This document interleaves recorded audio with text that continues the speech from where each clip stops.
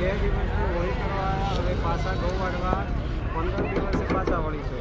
તાલુકો પોશીના, ગામ માલવાસ। એટલે તમે પહેલાથી જ ગયેલા હતા કે પછી હવે ઘઉં વાટવા જ જશો? ક્યારથી ગયેલા હતા? હવે માણસો લઈ અને પાછા ઘઉં કાપવા જઈએ, 15 માણસો લઈ। બરાબર। અને તમારો છોકરો કોડા જોડે રહેશે? હાલ જોડે લઈ જશો કે પછી ઘરે રહેતો તો હવે લઈને જઈએ સાથે? તો ભણતો હોય તો એમને ભણવાનું પછી બગડે કે?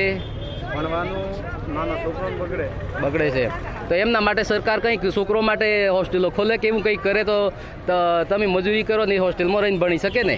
ભણી શકે ને, પણ છે નથી સગવડ છે નથી છે કે નથી? તો એમના માટે તમે સરકારને કંઈ કહેવા માગો છો?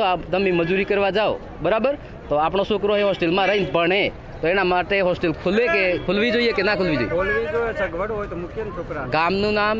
તમારું ગામનું નામ? ગામનું નામ માલવાસ, તાલુકો પોશીના। તમારું નામ? रांगी राजूभाई लादाभाई। ओके। ये जो भाई साहब है ये वो पोशीना तालुका की मालवास का है और ये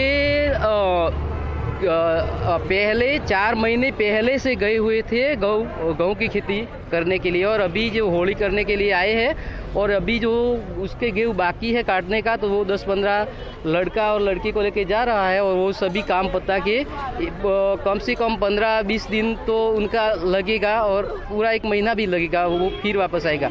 तो उसके लिए उसके बच्चे भी है छोटे छोटे, लेकिन वो एक किसी आड़ोस पड़ोस के घर में छोड़ के जाते हैं और ज़्यादा से ज़्यादा साथ में लेके भी जाते हैं, तो उनका जो बच्चों का भविष्य है वो बिगड़ रहा है। तो उनके लिए सरकार का से ये कहना चाहते हैं कि कुछ उनके लिए करे और उनकी शिक्षा अच्छी तरह से मिले और उनका हक मिले।